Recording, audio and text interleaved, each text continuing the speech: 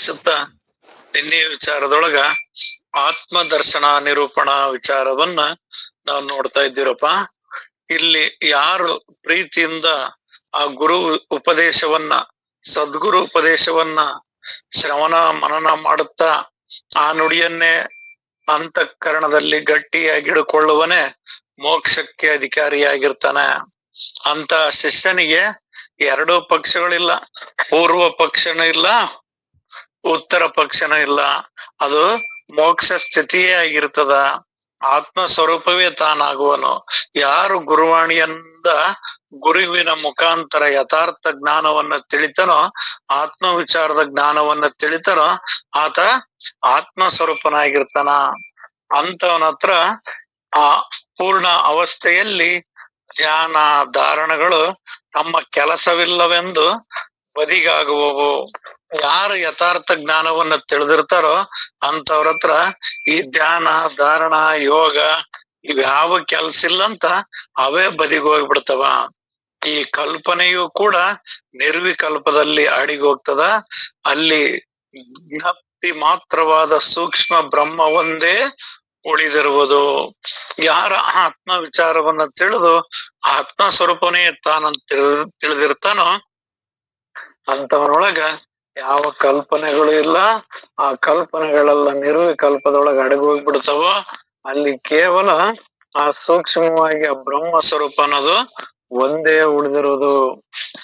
ಹೀಗೆ ಶಿಷ್ಯನ ಸಂಸಾರವೆಂಬ ಮೃಗಜಲವು ಬತ್ತಿ ಹೋಗಿ ಸುಳ್ಳೆ ಬಂಧನವು ಅರಿಯಿತು. ಅಂದ್ರೆ ಇಲ್ಲೇನು ಸಂಸಾರವೆಂಬ ಮೃಗಜಲ ಅದೇನ ತೋರ್ತದಷ್ಟ, ನಿಜವಾಗೂ ವಿಚಾರ ಮಾಡಿದ್ರ ಅದು ಇಲ್ಲ. ಅಂತ ಮೃಗಜಲವು ಕೂಡ, ಆ ಶಿಷ್ಯನ ಮೃಗಜಲವು ಕೂಡ ಸಂಸಾರವೆಂಬ ಮೃಗಜಲ ಬತ್ತಿ ಹೋಗ್ತದ. ಈ ಸುಳ್ಳೆ ಇದ್ದಂತ ಬಂಧನ ಅದು ಕೂಡ ಹರಿದು ಹೋಗ್ತದ. ಯಾವಾಗಂದ್ರ ಆ ಸದ್ಗುರುವಿನ ಆತ್ಮ ವಿಚಾರ, ಸದ್ಗುರುವಿನಿಂದ ಆತ್ಮೋಪದೇಶವನ್ನ ಆತ್ಮ ವಿಚಾರವನ್ನ ತಿಳಿದಾಗ ಎಲ್ಲದು ನಾಶವಾಗಿ ಹೋಗ್ತದ. ಅಲ್ಲಿ ಸೂಕ್ಷ್ಮವಾಗಿ ಉಳಿಯುವುದೊಂದೇ ಬ್ರಹ್ಮ. ನುಡಿ 60-70. ಸದ್ಗುರು ಬೋಧವು ಮೇಲೆ ಹೇಳಿದ ರೀತಿಯಲ್ಲಿ ಜನ್ಮ ರಹಿತನಾದವನನ್ನು ಜನ್ಮ ದುಃಖದಿಂದ ಬಿಡುಗಡೆ ಮಾಡಿತು. ಸಂಘ ರಹಿತನಾದವನ ಸಂಘ ಬೇನೆಯನ್ನೇ ಗುಣಪಡಿಸಿತು.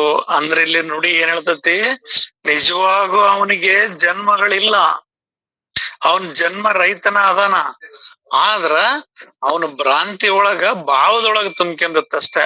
ನಾನು ಹುಟ್ಟನದನಿ, ನಾನ್ ಸಾಯನದನಿ ಅನ್ನೋದಿತ್ತು. ಆ ಸದ್ಗುರು ಉಪದೇಶ ಕೇಳಿದ್ಮೇಲೆ ಆ ಭ್ರಾಂತಿ ಹರಿದು ಹೋತು. ಜನ್ಮ ರಹಿತನಾದವನ ಜನ್ಮ ದುಃಖದಿಂದ ಬಿಡುಗಡೆ ಅಂದ್ರೆ ಅವನಿಗೆ ಮೊದಲೇ ಹುಟ್ಟು ಸಾವುಗಳಿಲ್ಲ, ಭ್ರಾಂತಿ ಒಳಗ ಐತಿ ಅಂತ ಮಾಡಿದ್ರಿಂದ ಆ ಭ್ರಾಂತಿಯಿಂದನೇ ಬಿಡುಗಡೆ ಆಯ್ತು. ಇದಕ್ಕ ಅಪ್ಪಾಜರ್ ಒಂದು ಉದಾಹರಣೆ ಕೊಟ್ಟು ಹೇಳ್ತಿದ್ರು. ಅವನ್ ದಿನ ರಾತ್ರಿ ಕತ್ತಿ ಕಾಲ್ ಕಟ್ತದ್ದ, ಅವತ್ ಕಾಲ್ ಕಟ್ಲಿಲ್ಲ, ಅದು ಒಡೆದ್ರು ಹೋಗ್ಲಿಲ್ಲ. ಆಮೇಲೆ ಅವನಿಗೆ ನೆನಪಾಯ್ತು, ಓಹೋ ದಿನ ಕಾಲ್ ಕಟ್ತಿದ್ದೆ, ಇವತ್ತು ಕಟ್ಟಿಲ್ಲ, ಆದ್ರದ ಕಟ್ಟೈತಿ ಅಂತ ತಿಳ್ಕೊಂಡ್ ಹಿಂಗ ನಿಂತತಿ, ಇದನ್ನ ಬಿಚ್ಚದಂಗ್ ಮಾಡ್ಬೇಕು ಅಂತ ಅನ್ನಂಗ ಆತ ಬಿಚ್ಚದಂಗ್ ಮಾಡ್ದ. ಅವಾಗ ಅದು ಓತು ಅನ್ನುವಂತೆ ಇಲ್ಲಿ ಜನ್ಮ ರಹಿತನಾದವನಿಗೆ ಜನ್ಮ ಐತಿ ಅಂತ ಸುಳ್ಳ ತಿಳಿದದ್ದ, ಅವನಿಗೆ ಒಂದು ಸುಳ್ಳ ಹೇಳಿ ನಿನಗೆ ಜನ್ಮ ಇಲ್ಲಪ್ಪ ಅಂತೇಳಿ ಬಿಡುಗಡೆ ಮಾಡಿದಂಗಾಯ್ತು. ಸಂಘ ರಹಿತನಾದವನ ಸಂಘ ಬೇನೆಯನ್ನೇ ಗುಣಪಡಿಸಿತು. ಅವ್ ನಿಜವಾಗ್ಲೂ ಇರ್ತಕ್ಕಂಥದ್ದು ಒಂದೇ ಆ ಪರಬ್ರಹ್ಮ ಸ್ವರೂಪ. ಒಬ್ಬನೇ ಆಗಿರ್ತಕ್ಕಂಥವ್ನು ಇಲ್ಲ ನಾನು ಸಂಘ ಜೀವದನಿ, ನನ್ಗ ಅದು ಐತಿ, ಹೆಂಡ್ತಿ ಮಕ್ಕಳು ಬಾಳು ಬದುಕು ಅಂತ ಇವನ್ನೆಲ್ಲವನ್ನ ಅವನ್ ತಲೆಗ್ ತುಂಬ್ಕೊಂಡದ್ದ. ನಾನಿಲ್ಲದ್ರಂಗ್ರಿ, ನಾನಿಲ್ಲದ್ರಾಗಲ್ರಿ, ನನ್ನಿಂದನೇ ಬಾಳು ಬದುಕು ಅಂತ ಏನೆಲ್ಲ ಭ್ರಾಂತಿಗಳು ತುಂಬ್ಕೊಂಡ ಅವನು ಕುಂತದ್ದ. ಮತ್ತ ಅವನು ಸಂಘ ರಹಿತ ನಿಸ್ಸಂಗನಾಗಿರ್ತಕ್ಕಂಥವನಾಗಿದ್ದ ಅವನು. ಯಾಕಂದ್ರ ಅಲ್ಲಿ ಇರೋದ ಒಂದೈತಿ. ಬಾಳ ಇದ್ದಿದ್ರೆ ಎಲ್ಲ ಸಂಘದಾಗ ಅವ್ರ ಜೊತೆಗೆ ಇವ್ರ ಜೊತೆಗೆ ಅದಾರ ಬಿಡು ಅಂತ ಹೇಳ್ಬೋದಾಗಿತ್ತು.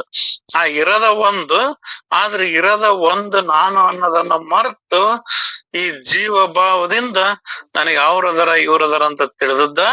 ಆದ್ರ ಸದ್ಗುರುವಿನ ಉಪದೇಶದಿಂದ ಇದು ನಾಶವಾಯಿತು. ದೇಹ ವಿರಹಿತನ ದೇಹ ಬುದ್ಧಿಯನ್ನು ಬಿಡಿಸಿತು. ಮೊದಲೇ ಅವನಿಗೆ ದೇಹ ಇಲ್ಲ, ದೇಹ ವಿರಹಿತನವನು. ಆದ್ರೆ ನನಗೆ ದೇಹ ಐತಿ, ನಾನು ಇದ್ರದ್ದನ ಅರಿತೇನೆ, ಇದ್ರದ್ದನ ತಿಳಿತೇನೆ, ಇದಿಲ್ಲದ್ರೆ ಹೆಂಗ ತಿಳಿಯಕ್ ಆಗ್ತತಿ ಅನ್ನೋ ಭಾವದೊಳಗ ಅವನು ತುಂಬ್ಕೊಂಡದ್ದ. ಏ ಶರೀರ ಇಲ್ಲ ಅಂದ್ರೆ ಹೆಂಗ್ ಸಾಧನೆ ಮಾಡಕ್ ಬರ್ತತ್ರಿ? ಶರೀರ ಇಲ್ಲದ್ರ ಹೆಂಗ್ ಹೇಳಕ್ ಬರ್ತತಿ? ಶರೀರ ಇಲ್ಲದ್ರ ಹೆಂಗ್ ಅನುಭವ ಪಡಕ್ ಬರ್ತತಿ? ಶರೀರ ಇಲ್ಲದ್ರ ಹೆಂಗ್ ಸುಖ ದುಃಖ ಹೇಳಕ್ ಬರ್ತತಿ? ಎದರದ್ದ ಹೇಳ್ತೀರಿ ನೀವು? ನೀವೆಲ್ಲಿ ನಿಂತ ಹೇಳ್ತೀರಿ ಅಂತ ಈ ಭಾವ ಅವನ್ ತುಂಬಿಕೊಂಡಿತ್ತು. ಯಾವುದು? ದೇಹ ವಿರಹಿತನಾದವನಿಗೆ ದೇಹ ಬುದ್ಧಿಯನ್ನು ತುಂಬಿಕೊಂಡಿದ್ದ ಆ ಸದ್ಗುರು ಉಪದೇಶದಿಂದ ಆ ದೇಹ ಬುದ್ಧಿಯನ್ನ ಬಿಡಿಸಿತು ಮತ್ತು ನಿರುಪಾಧಿಕನ ಉಪಾಧಿಯನ್ನು ಕೆಡಿಸಿತ್ತು. ಅವನು ನಿರುಪಾಧಿಕನ ಅದನ. ನಿಜವಾಗ್ಲೂ ಉಪಾಧಿಗಳು ಏನೊಂದೇನು ಇಲ್ಲ, ಯಾವ್ದು ಅಂಟಿಸ್ಕೊಂಡಿಲ್ಲ. ಈ ಆಕಾಶಕ್ಕೆ ಯಾವ್ದು ಅಂಟ್ಕೊಂಡತಿ? ಸೂರ್ಯನಿಗೆ ಯಾವ ಅಂಟ್ಕೊಂಡವು? ಯಾವ ಅಂಟ್ಕೊಂದಿಲ್ಲ. ಇಲ್ಲಿ ನಿಜವಾದ ಆತ್ಮನಿಗೆ ಯಾವ ಅಂಟ್ಕೊಂದಿಲ್ಲ. ಆದ್ರ ಅಂಟ್ಕೊಂಡತಿ ಅನ್ನೋ ಭಾವ ಆಗೈತಿ. ಯಾಕೆ ಭಾವ ಆಗೈತಿ? ಅಜ್ಞಾನದಿಂದ ಭಾವ ಆಗೈತಿ. ಈಗ ಕಮ್ಮಾರು ಕುಲಿಮಿ ಒಳಗ ನಾವು ಕುಡ್ಗೋಲ ಮಚ್ಚ ಏನೋ ಅಣಸಕ್ ಹೋಗಿರ್ತವೆ. ಅದನ್ನ ಕುಲಿಮ್ಯಾಗಿಟ್ಟು ಚೆನ್ನಾಗ್ ಕಾಸಿರ್ತಾರ. ಕಾಯಿಸಿದಾಗ ಅಡಿಗಲ್ ಮೇಲಿಟ್ಟು ಅದನ್ನ ಮಚ್ಚನ ಕುಡ್ಗೋಲು ಅಡಿಗಲ್ ಮೇಲಿಟ್ಟು ಸುತ್ತಿಯಿಂದ ಹೊಡಿಬೇಕಾರ ಹೊಡ್ತ ಬೆಂಕಿಗೆ ಬಿತ್ತೋ ಕಬ್ಬಣಕ್ ಬಿತ್ತೋ ಅಂತ ಕೇಳಿದ್ರ ಬೆಂಕಿಗೆ ಬಿದ್ದಂಗ್ ಕಾಣ್ತತಿ. ಆದ್ರ ನಿಜವಾಗ ಹೊಡ್ತ ಬಿದ್ದಿರೋದು ಕಬ್ಬಣಕ್ಕ. ಆ ಬೆಂಕಿಗೆ ಏನೊಂದೇನು ಆಗೋದಿಲ್ಲ. ಅಂದ್ರ ಅರ್ಥಾತ್ ಈ ಸ್ಥೂಲ ಶರೀರಕ್ಕೆ ಏನಾದ್ರೂ ಆಗಿರ್ಬೋದು ಉಪಾಧಿ. ನಾನು ಸ್ಥೂಲ ಶರೀರದನಿ, ನನಗ್ ಉಪಾಧಿಗಳದಾವಂತ ಅವನ್ ತಿಳ್ದಾನ. ಆದ್ರ ನಿಜವಾಗ್ಲು ಆ ಆತ್ಮನಾಗಿರ್ತಕ್ಕಂಥವನಿಗೆ ಯಾವುದೇ ಉಪಾಧಿಗಳಿಲ್ಲ. ಈ ಶರೀರ ಮತಿ ಭ್ರಾಂತಿಯಿಂದ ನಾನು ಉಣ್ಣೋನು, ನಾನು ಉಡೋನು, ನಾನು ಅನುಭವಿಸೋನು, ನಾನು ಹುಟ್ಟಿದ್ದೇನೆ, ಇಷ್ಟ ದಿವಸ ಬಾಳತಾನೆ, ಒಂದ್ ದಿವಸ ನಾನು ಒಕ್ಕನಿ ಅನ್ನೋದ್ ಏನ್ ಐತಲ್ಲ, ಇದೇ ಉಪಾಧಿಗಳು. ಈ ಉಪಾಧಿ ನಿಜವಾಗ್ಲೂ ಈ ಪಂಚಭೂತಗಳಿಂದ ಕೂಡಿರ್ತಕ್ಕಂತ ಶರೀರಕ್ಕೈತಿ.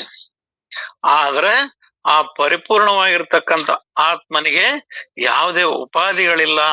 ಅಲ್ಲಿ ಕಬ್ಬಣಕ್ ಹೊಡತ್ ಬಿದ್ದತವಿನ ಬೆಂಕಿಗೆ ಹೊಡತ್ ಬಿದ್ದಿರೋದಿಲ್ಲ. ಅಂದ್ರೆ ಈ ಶರೀರದೊಳಗ ಆತ್ಮ ಐತಿ ಅಂದ್ರೂ ಕೂಡ ಅಲ್ಲಿ ಬೆಂಕಿಗೆ ಹೆಂಗ್ ಏನೋ ಆಗಿರೋದಿಲ್ವೋ ಅದರಂತೆ ಇಲ್ಲ ಆತ್ಮನಾಗಿರ್ತಕ್ಕಂಥವನಿಗೆ ಯಾವುದೇ ಉಪಾಧಿಗಳು ಕಾಡುವುದಿಲ್ಲ. ಉಪಾಧಿ ರಹಿತನಾಗಿರ್ತಕ್ಕಂಥ ಆ ಸ್ವರೂಪನು ಆತ್ಮನು ನಾನ್ ನಿರುಪಾಧಿಕನಾಗಿರ್ತಕ್ಕಂಥ ಅವನು ನಾನು ಉಪಾಧಿ ಅದನಿ ಅನ್ನೋ ಭ್ರಾಂತಿ ತುಂಬಿಕೊಂಡಿದ್ದ.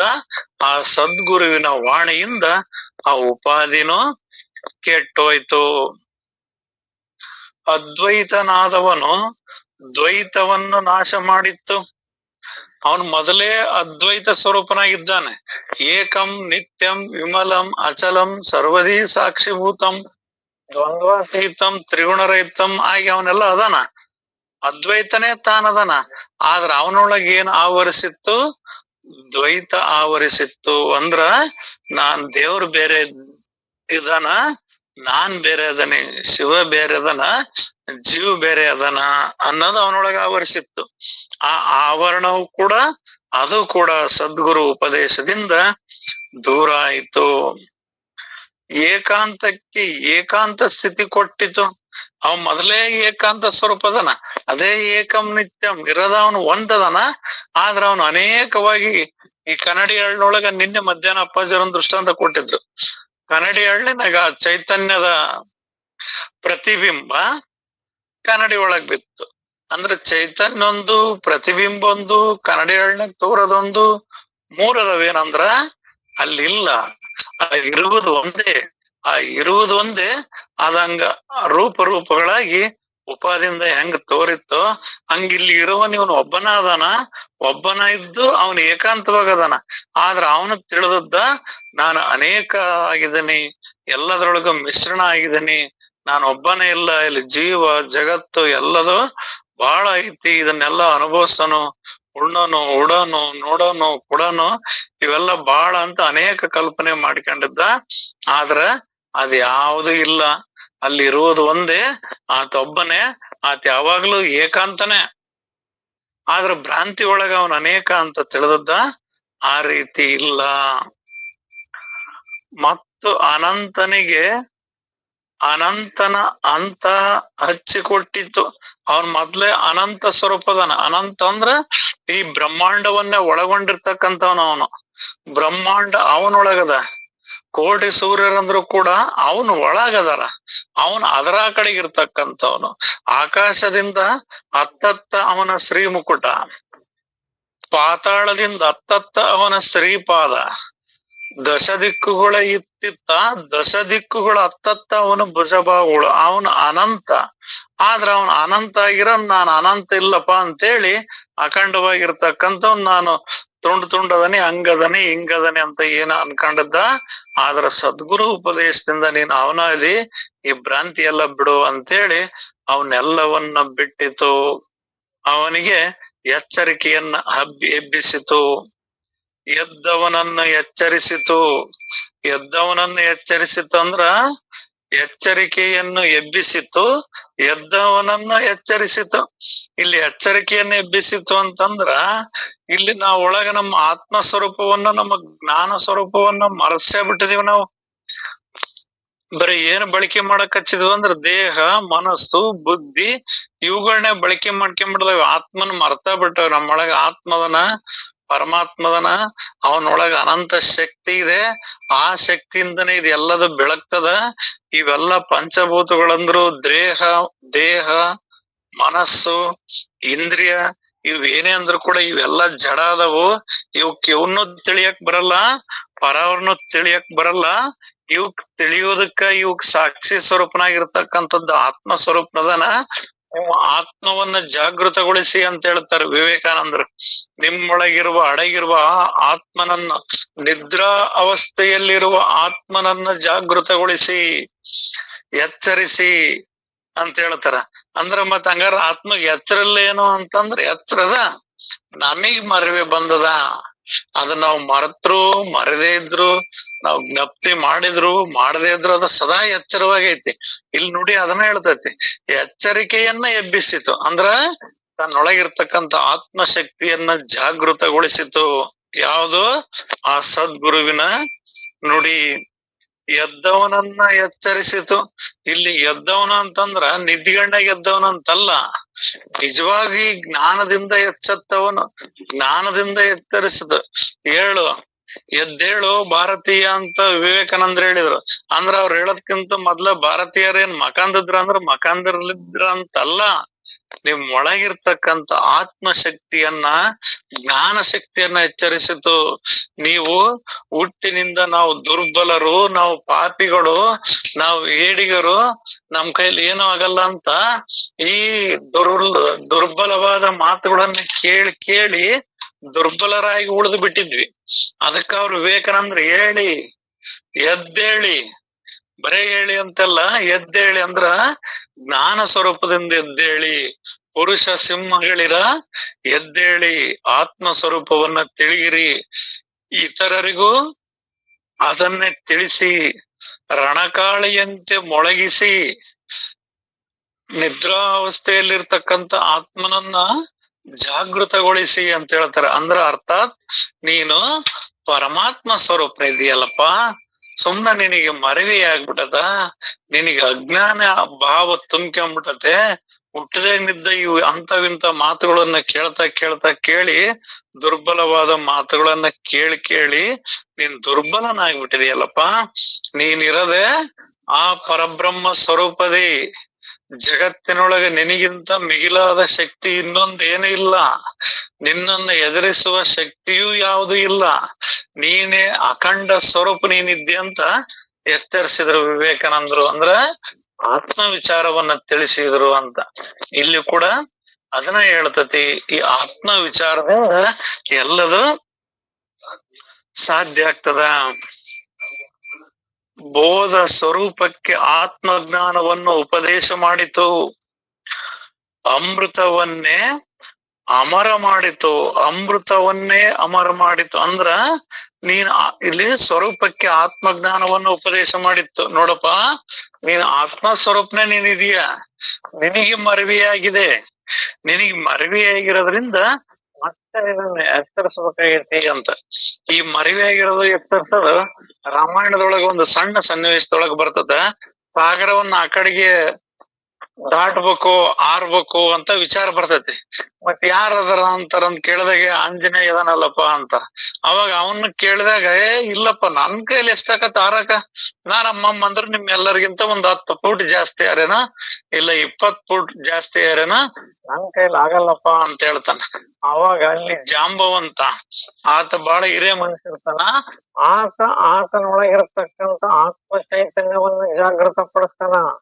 ನೀನು ಈ ದೇಹಾತ್ಮ ಬುದ್ಧಿಯಿಂದ ನಿನಗೆ ಹಿಂಗ್ ಹೇಳ್ತದೀಯ, ನೀನು ನಿನ್ನ ದೇಹದ ಶಕ್ತಿಯನ್ನ ಅಳತಿ ಮಾಡಿ ನೀನ್ 10 ಫೂಟ್ 20 ಫೂಟ್ ಅಂತ ಹೇಳ್ತದೀಯ. ನಿಜವಾಗ್ಲೂ ನೀನ್ ಈ ಬ್ರಹ್ಮಾಂಡವನ್ನೇ ಬಂದೆ. ಬರೀ ಈ ಸಾಗರ ಅಲ್ಲ, ಈ ಗ್ರಹಗಳಿಂದ ಇನ್ನೊಂದು ಗ್ರಹಕ್ಕೆ ಬಲ್ಲೆ ನೀನು. ಅಂತ ಅಖಂಡವಾದ ಶಕ್ತಿ ನಿನ್ನೊಳಗಿದೆ. ಈ ರಕ್ತ ಮಾಂಸಗಳಿಂದ ಮಲಮೂತ್ರಗಳಿಂದ ತುಂಬಿರ್ತಕ್ಕಂಥ ಶರೀರ ನೀನಂತ ತಿಳಿದಿಯಲ್ಲ, ಇದರಿಂದ ಅಲ್ಲಪ್ಪ ನೀನ್ ಅಖಂಡ ಸ್ವರೂಪದೆ, ಆತ್ಮ ಸ್ವರೂಪದೆ ಅಂತೇಳಿ ಆಂಜನೇಯ ಹೇಳ್ತಾನ. ಆತ್ಮಜ್ಞಾನವನ್ನ ಜಾಂಬವಂತ ಬೋಧನೆ ಮಾಡ್ತಾನ. ಅವಾಗ ಆತ ಸಾಗರವನ್ನ ಆರಿದ ಆ ಕಡೆಗೆ ಹೋದ ಅಂತ ಅರ್ಥಾತ್ ನಮ್ಮೆಲ್ಲರಿಗೂ ಕೂಡ, ಬರೀ ಆಂಜನೇಯ ಅಂದ್ರ ಆಂಜನೇಯಗೆಲ್ಲ, ನಮ್ಮೆಲ್ಲರಿಗೂ ಕೂಡ ದೇಹವೇ ನಾನದು ಗಟ್ಟಿ ಉಳಿದು ಬಿಟ್ಟತಿ. ಈ ದೇಹವೇ ನಾನು ಅನ್ನೋದು ಗಟ್ಟಿ ಉಳಿದಿರೋದ್ರಿಂದ ಇದನ್ ಮುಂದಿನ ತಿಳಿಯೋಕ್ ಆಗ್ತಾ ಇಲ್ಲ. ಯಾಕಂದ್ರೆ ಇದೇ ಅಡ್ಡ ಆಗ್ಬಿಟ್ಟತಿ, ಇದೇ ಕಾಣ್ತತಲ್ಲ. ಇದ್ರ ಸುಖ ದುಃಖಗಳನ್ನ ಉಂಡ್ಕೊಂಡು ನಾವ್ ಇಲ್ಲೇ ಕುಂತ ಬಿಡ್ದಾವಿ. ಇದಕ್ಕ ರಾಮಕೃಷ್ಣ ಪರಮಹಂಸರು ಒಂದು ಉದಾಹರಣೆ ಕೊಡ್ತಾರ. ಈ ಒಕ್ಕಲು ಮಾಡ್ಬೇಕಾದ್ರ ಕಣದಾಗ ತೂರ್ತಾರ, ಆ ಕಡೆ ಈ ಕಡೆ ಒಂದ್ ಸೈಡಿಗೆ ಪಾಟ್ ಹಾಸಿ ಅಂದು ಗಾಳಿ ಆ ಕಡೆಗೆ ಬರ್ತದಂತ ನೋಡ್ಕೊಂಡು ತೂರ್ತಾರ. ತೂರ್ಬೇಕಾರ ಆ ಜಟ್ಟು ಜಳಗಸ್ಕರ ಒಂದೊಂದ್ ದೊಡ್ಡ ಗಾಳಿ ಬಂದಾಗ ಬೇಲಿ ಸಾಲಿಗೆ ಹೋಕ್ಕವ್, ಬೇಲೆಕ್ ಹೋಕ್ಕವ್. ಈ ಬೇಲಿ ಇರ್ತಕ್ಕಂತ ಇಲಿ ಹಣ್ಣುಗಳು ಅವನ್ನ ತಿಂದು ಇವ ನಿಜ ಅಂತ ತಿಳ್ಕೊಂಡ್ಬಿಡ್ತಾವ, ಇದ ಸುಖ ಅಂತ ತಿಳಿದು ಬಿಡ್ತಾವ. ಆ ಒಳಕ್ ಬರೋದಿಲ್ಲವು. ಆ ಬೇಲೆಗ ಗಾಪಿನ ಜೊತೆಗೆ ಒಟ್ಟಿನ ಜೊತೆಗೆ ಹೋಗಿರ್ತಾವಲ್ಲ ಜಟ್ ಜಸ್ಗ, ಅಂತವನ್ನ ತಿನ್ಕೊಂಡ್ ಇದ ಸುಖ ಐತೆ ಅಂತ ಉಳಿದು ಬಿಡ್ತಾವ. ಹಂಗ ಇಲ್ಲಿ ನಾವು ಈ ಇಂದ್ರಿಯಗಳ ಸುಖವೇ ಶಾಶ್ವತ ಸುಖ ಅಂತ ತಿಳಿದು ಇದ್ರಾಗ ಉಳಿದು ಬಿಡ್ತೇವೆ. ಇದನ್ನ ಮೀರಿ ಮುಂದಕ್ ಬಂದಾಗ ಕಣದಾಗ ತನು ರಾಶಿ ಸಿಗ್ತತಿ, ಒಳ್ಳೆ ಕಾಳಿನ ರಾಶಿ ಸಿಗುತ್ತೆ ಅನ್ನೋದು ಅವಕ್ಕೂ ಗೊತ್ತಿರಲ್ಲ. ಅರ್ಥಾತ್ ಇಲ್ಲಿ ದೇಹ ಬುದ್ಧಿ ಇರ್ತಕ್ಕಂತ ನಾವು ಈ ದೇಹವನ್ನ ಮೀರಿ ಮಾತು ಮನಗಳಿಂದ ತತ್ತ ಮೀರಿದ ಸಾತಿಶಯ ನಿರುಪಾಧಿಕ ನಿರ್ಮಲ ವಿಮಲ ಪರಂ ಜ್ಯೋತಿ ಬೆಳಗ್ತದಂತ ನಮಗ್ ಗೊತ್ತಾಗೋದಿಲ್ಲ. ನಾವು ಮಾತು ಮನದೊಳಗ ಇದ್ರಾಗ ಉಲ್ಟಾ ಪಲ್ಟಿ ಹೊಡೆದು ಇದು ಹಂಗೈತಿ, ಅದು ಹಿಂಗೈತಿ, ಅದು ಹಿಂಗೈತಿ ಅಂತ ಇದ್ರಾಗ ಬಿದ್ದು ಬಿದ್ದಾಡ್ತೀವಿ. ಆದ್ರಿಂದ ಮುಂದಕ್ಕೆ ತಿಳಿಯೋದಿಲ್ಲ. ಅದು ಎಲ್ಲೈತಪ್ಪ ಅಂದ್ರ ಆ ನಿಜವಾದ ಆ ಅಮೃತ ಅಮರತ್ವ ಅದರ ಆ ಕಡೆಗೆ ಐತಿ. ಈ ಮಾತು ಮನಗಳಿಂದ ಆ ಕಡೆಗೆ ಐತಿ. ಇನ್ನೊಬ್ರು ಮಹಾತ್ಮರು ಒಂದು ಪದ ಹೇಳ್ತಾರ, ತೂಗುತ್ತಾದೆ ಘನದ ಉಯ್ಯಾಲೆ, ತೂಗುತ್ತಾದೆ ಘನದ ಉಯ್ಯಾಲೆ ಮನದ ಕೊನೆಯ ಮೇಲೆ ತೂಗುತ್ತಾದೆ ಘನದ ಉಯ್ಯಾಲೆ ಅಂತ. ಅಂದ್ರ ಈ ಮನಸ್ಸಿನಿಂದನೇ ಇವೆಲ್ಲ ಮಾತುಗಳು ಬರೋದು. ಮಾತು ಮನಸ್ಸುಗಳು ಇದ್ರ ಆ ಕಡೆಗೆ ವಿಚಾರ ಮಾಡಿ ನೋಡು. ಅಲ್ಲಿ ಹೆಂಗ ಬೇಲಿಯ ಗಾಬು ಒಟ್ಟು ತಡಾದ ನಡೋ ಕಣದಾಗ ಬಂದ್ರೆ ಹೆಂಗ ರಾಶಿ ಸಿಕ್ತದವ, ಕಾಳಿನ ರಾಶಿನ ಸಿಕ್ತದವ. ಹಂಗ ಇಲ್ಲಿ ಆನಂದ ಸ್ವರೂಪದ ಆ ಪರಮಾತ್ಮ ಸ್ವರೂಪನೇ ನಾನು ಅನ್ನೋದು ಈ ಉಪಾಧಿ ರಹಿತವಾದ ಆನಂದ ದೊರಕ್ತದ. ಅದನ್ನೇ ಮುಕ್ತಿ ಅಥವಾ ಮೋಕ್ಷ ಅಂತ ಹೇಳ್ತಾರ. ಅಮೃತತ್ವವನ್ನೇ ಅಮರ ಮಾಡಿತ್ತು. ಅದು ಮೊದಲೇ ಅದಕ್ಕೆ ಮರಣ ಅನ್ನೋದಿಲ್ಲ, ಆದ್ರೆ ಅದಕ್ಕೆ ಭಾವದೊಳಗ ಮರಣ ಅನ್ನೋದು ತುಂಬಿಕೊಂಡಿತ್ತಲ್ಲ, ಆ ಮರಣವನ್ನು ದೂರ ಮಾಡುತ್ತೆ. ಯಾವುದು? ಆ ಸದ್ಗುರುವಿನ ಆತ್ಮಜ್ಞಾನದ ಉಪದೇಶ. ಮೋಕ್ಷಕ್ತಿಯ ಮುಕ್ತಿಯ ಮನೆಯನ್ನೇ ತೋರಿಸಿತು.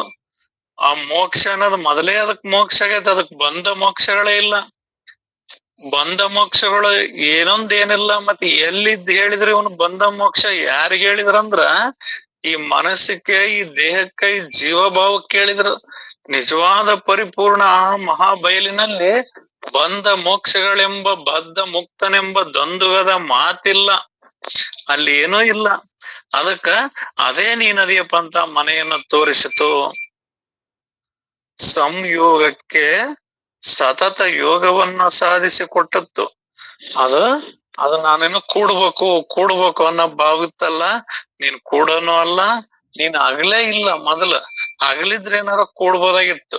ನಾನು ಪರಮಾತ್ಮನಿಂದ ಬೇರೆ ಆಗಿದೆಯನ್ನ ಭಾವದೊಳಗೈತಿ. ಭಾವದೊಳಗ್ ನಿನಗೆ ಅಗಲೈತಿ ಅನ್ನಂಗೈತಿ, ಬೇರೆದನೆ ಅನ್ನಂಗೈತಿ. ಆದ್ರ ಬೇರಿಲ್ಲ. ಶಿವ ಜೀವರೆಂಬೆರಡಿಲ್ಲ, ಪರಶಿವಮಯವೇ ಜಗವೆಲ್ಲ. ಇದೆಲ್ಲದ ಪರಮಾತ್ಮ ಸ್ವರೂಪನ ಐತಿ. ಅಂತದ್ರೊಳಗೆ ನೀನು ಅಗಲದೆ ಕೂಡದೆ ಸಂಯೋಗ ಮಾಡದೆ ಯೋಗ ಅಂತ ಹೇಳ್ತಿಯಲ್ಲ, ಅದು ಯಾವ್ದು ಇಲ್ಲ. ನಿರ್ಗುಣವನ್ನೇ ನಿರ್ಗುಣ ಮಾಡಿತ್ತು. ಅದು ಮೊದಲೇ ನಿರ್ಗುಣ ಸ್ವರೂಪ ಐತಿ. ಇಲ್ಲಿ ಏನ್ ಹೇಳ್ತದಂದ್ರ, ನಿಜವಾಗ್ಲೂ ನೀನ್ ಆ ಸ್ವರೂಪನದಿ. ನೀನ್ ಇಂತಿಂತ ಗುಣಲಕ್ಷಣಗಳನ್ನ ಉಳ್ಳವನು ನೀನದಿ. ಆದ್ರೆ ನಿನ್ನ ಅಜ್ಞಾನ ಭಾವದಿಂದ, ದೇಹವೇ ನಾನೆಂಬ ಭಾವದಿಂದ ಈ ಸಗುಣ ಅದು ಇದು ಅಂತ ಹೇಳ್ಕೊಂತ ಬಂದಿದ್ದಲ್ಲ, ಅದನ್ನ ಗುರು ಹೇಳ್ತತ್. ನೀನು ಮೊದಲೇ ನಿರ್ಗುಣ ಸ್ವರೂಪದಿಯಪ್ಪ. ನೀನು ಮಾಡೋದಾಗ್ಲಿ, ನೀನ್ ನೋಡೋದಾಗ್ಲಿ, ನೀನ್ ತೆಗ್ದಾಕದಾಗ್ಲಿ, ಕೂಡೋದಾಗ್ಲಿ, ಕಡಿಯೋದಾಗ್ಲಿ ಯಾವ್ದು ಏನೊಂದ್ ಏನು ಇಲ್ಲ. ನೀನ್ ಇರದ ನಿರ್ಗುಣ ಸ್ವರೂಪನ ನೀನದಿ. ಸಾರ್ಥಕದ್ದೇ ಸಾರ್ಥಕವೆಸಗಿತು. ಅದು ಮೊದಲೇ ಸಾರ್ಥಕವಾಗಿದೆ, ಅದು ಪೂರ್ಣವಾಗಿದೆ. ಮತ್ತ ಗುರುವಾಣಿಯಿಂದ ನಾನು ಅಪೂರ್ಣ ಅಂತ ತಿಳಿದದ್ನಲ್ಲ, ಆ ಅಪೂರ್ಣವು ಕೂಡ ನಶಿಸಿ ಹೋಯಿತು. ಹೀಗೆಲ್ಲ ಚಮತ್ಕಾರವಾಗಿ ಬಹುಕಾಲದ ನಂತರ ತನಗೇ ಭೇಟಿಯಾಯಿತು. ಇದು ಬಹುಕಾಲದ ನಂತರ. ಇದಕ್ಕ ಮಹಾತ್ಮರು ಹೇಳ್ತಾರೆ, ಎಷ್ಟೋ ಯುಗವ ತೀರಿ ತನ್ನ ದೇವರನ್ನು ಕಾಣದೆ ಅಂತ. ಈ ಶರೀರ ಎಂದ್ ಹುಟ್ಟುತ್ತೋ ಅವತ್ತಿದ್ದನೆ ಇದು ಭಾವದೊಳಗ ಬೇರೆ ಬೇರೆಯಾಗಿ ಬಂದ್ಬಿಟ್ಟೈತಿ. ಎಷ್ಟೋ ಯುಗ ಅಂತ ತೀರಿ ಹೋಗಿದವ್. ಈ ಜಗತ್ ಎಂದ್ ಹುಟ್ಟುತ್ತ ಅವತ್ತ ನೀನ್ ಹುಟ್ಟಿದೀಯ. ಆದ್ರೆ ನನಗೆ ಈ ಶರೀರ ಭಾವದಿಂದ ಮರವೆ ಆಗ್ತಾ ಬಂದಿದೆ. ಆತ್ಮ ಭಾವದಿಂದ ನೋಡಿದ್ರ ಇದಕ್ ಯಾವ್ದು ಮರವೇ ಇಲ್ಲ. ಈ ನನ್ನನ್ನ ನಾವು ಈ ನಮ್ಮೆಲ್ಲರ ಮೂಲ ಉದ್ದೇಶಿಸ್ತ ನಮ್ಮನ್ನ ನಾವು ಕಾಣ್ಬೇಕಾಗೈತಿ, ನಮ್ಮನ್ನ ನಾವು ತಿಳಿಯೋದೈತಿ. ಇದು ಪರಮಾರ್ಥದ ಮೂಲ ಉದ್ದೇಶ ಇಷ್ಟ ಐತಿ. ಯಾಕಂದ್ರ ತನ್ನನ್ನು ತನಗೆ ಭೇಟಿ ಆಯ್ತು. ಇಲ್ಲಿ ನಾನು ಯಾರದನೆ ಅನ್ನೋದ ನನ್ಗೆ ಗೊತ್ತಿರ್ಲಿಲ್ಲ. ನಾನೇನ್ ದೇಹದನೆ ಅಂತ ತಿಳ್ಕೊಂಡು, ಮನಸ್ಸದನೆ ಅಂತ ತಿಳ್ಕೊಂಡು, ಇದ್ರ ಸುಖ ದುಃಖಗಳು ನಾನದನೆ, ಇಂದ್ರಿಯಗಳು ಸುಖವೇ ನಾನದನೆ ಅನ್ನೋದ್ರಾಗ ಎಲ್ಲ ಮುಳುಗಿದ್ವಿ. ಈ ಸದ್ಗುರುವಿನ ಈ ಪಾರಮಾರ್ಥ ವಿಚಾರವನ್ನ ಕೇಳ್ತಾ ಕೇಳ್ತಾ ಕೇಳ್ತಾ ಹೋದಾಗ ನನಗೆ ಭೇಟಿ ಆಯ್ತು. ನಡುವೆ ಬಂದ ಕೊಟ್ಟಿ ದ್ವೈತದ ಪರದೆಯು ಅರಿಯಿತು. ನಿಜವಾಗ ನನಗ್ ನಾನೇ ಆಗಿದ್ದ. ಆದ್ರೆ ಈ ನಡುವೆ ಅನ್ನೋದೊಂದು ಈ ದ್ವೈತದ ಪರದೆ ಬಂದಿತ್ತು. ಆ ಪರದೆ ಅರಿಯಿತು. ಅಭೇದ ಜ್ಞಾನದಿಂದ ಭೇದವು ಕಡಿಯಿತು. ಜ್ಞಾನ ನಮ್ದು ಯಾವ್ದಾಗಿರ್ಬೇಕಂದ್ರ ಅಭೇದವಾದ ಜ್ಞಾನ ಆಗ್ಬೇಕಾಗಿದೆ.